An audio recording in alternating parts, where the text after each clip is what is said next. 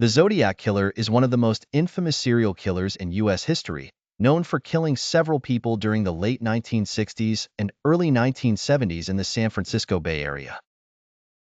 What makes this case unique is that the killer was never identified or caught, and his identity remains unknown to this day.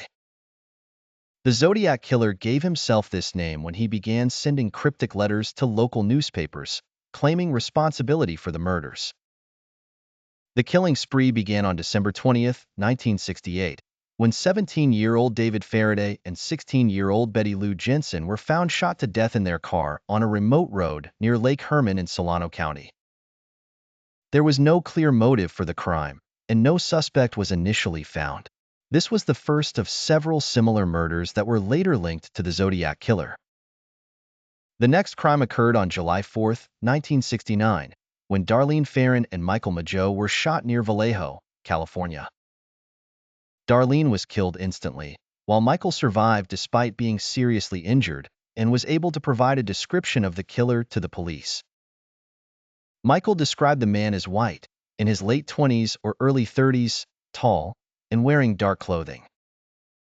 Shortly after the crime, the police received an anonymous phone call from a person confessing to the murders and claiming responsibility for the previous one as well. In August 1969, Zodiac sent his first set of cryptic letters to 3 local newspapers. The letters contained ciphers, which he claimed would reveal his identity if solved. The messages were filled with boasts and threats of more killings. Zodiac demanded that the letters be published on the front pages of the newspapers, or he would continue his killing spree.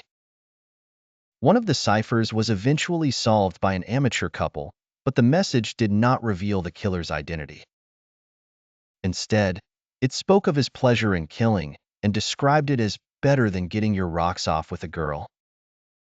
The murders continued on September 27, 1969, when Brian Hartnell and Cecilia Shepard were stabbed near Lake Berryessa.